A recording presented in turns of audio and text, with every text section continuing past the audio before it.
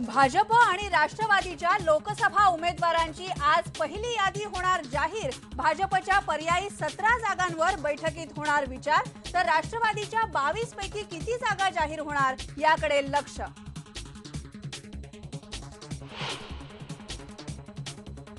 ज्येष्ठ संगणक तज्ञ डॉक्टर विजय भटकर यांना पुण्यामधून निवडणूक लढवण्याची भाजपची ऑफर, मात्र भटकरांचा अजूनही निर्णय नाही, सूत्रांची IBN लोकमतला माहिती।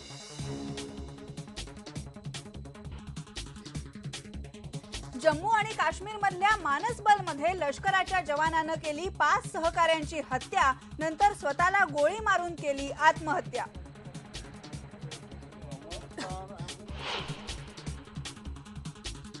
सिंधुरत्न पाणबुडी मुंबईच्या नेव्हल डॉकमध्ये दाखल। अपघाताच्या घटनेबद्दल संरक्षण मंत्र्यांनी व्यक्त केलं दुःख।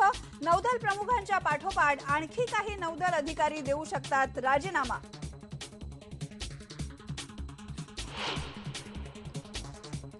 मराठा समाजाला सध्याच्या ओबीसी कोट्याला धक्का न लावता स्वतंत्र 20% आरक्षणाची नारायण राणे समितीची शिफारस। उद्या विधिमंडळात आरक्षणाची घोषणा होण्याची शक्यता।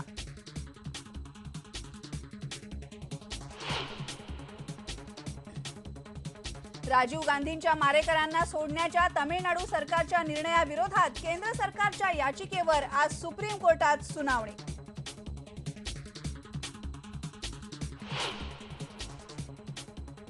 आज जागतिक मराठी भाषा दिन। मंत्रालयातल्या मराठी भाषा विभागाकडे मात्र सत्ताधारी आणि विरोधकांचं दुर्लक्ष।